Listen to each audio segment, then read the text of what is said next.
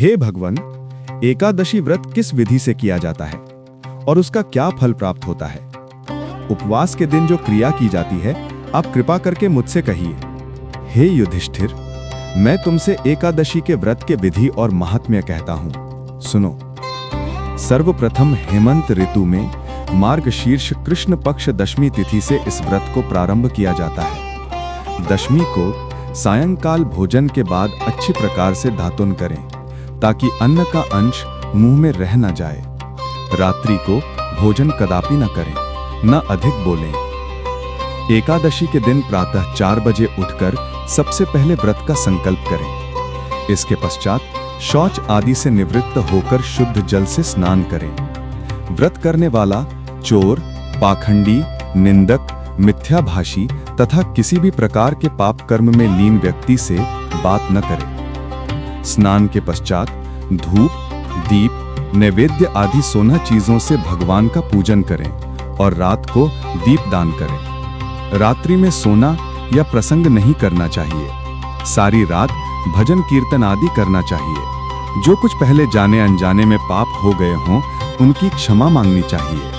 जो मनुष्य इस विधि विधान के अनुसार और सच्चे भाव से एकादशी का व्रत करते हैं, उन्हें शंखोद्धार तीर्थ में स्नान करके भगवान के दर्शन करने से जो फल प्राप्त होता है, वह एकादशी व्रत के 16वें भाग के भी समान नहीं है।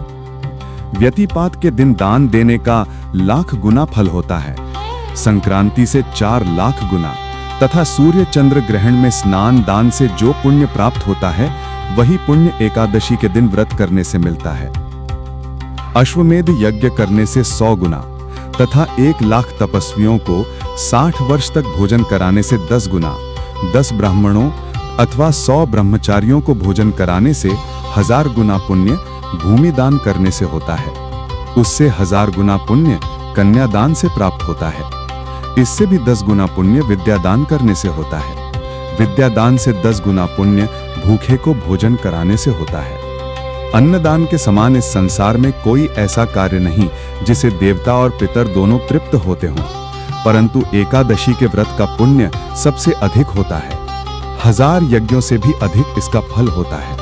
इस व्रत का प्रभाव देवताओं को भी दुर्लभ है। रात्रि को भोजन करने वाले को उपवास का आधा फल मिलता है और दिन में एक बार भोजन करने वाले को भी आधा ही फल प्राप्त होता है, जबकि निर्जल व्रत रखने वाले का महात्म्य तो देवता भी वर्णन नहीं कर सकते। हे युधिष्ठिर, आओ मैं तुम्हें इस उत्पन्ना एकादशी का पौराणिक कथा बताता हूं। सतयुग में मुर नाम का दैत्य उत्पन्न हुआ। वह बड़ा बलवान और भयानक था।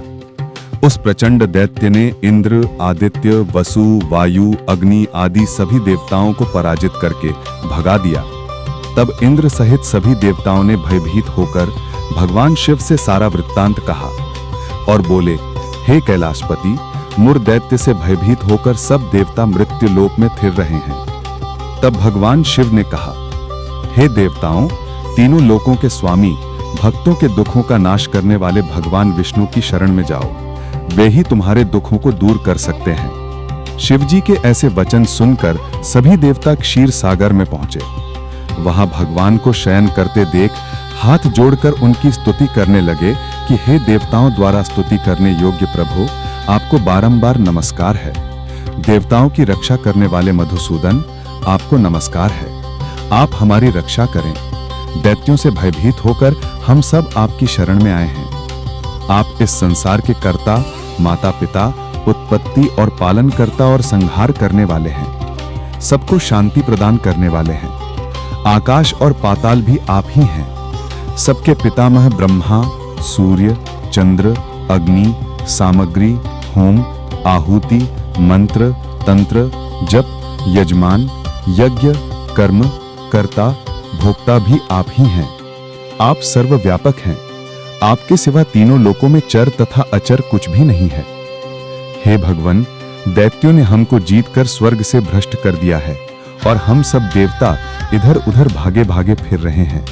आप उन दैत्यों से हम सबकी रक्षा करें। इंद्र के ऐसे वचन सुनकर भगवान विष्णु कहने लगे कि हे इंद्र, ऐसा मायावी दैत्य कौन है जिसने सब देवताओं को जीत लिया है?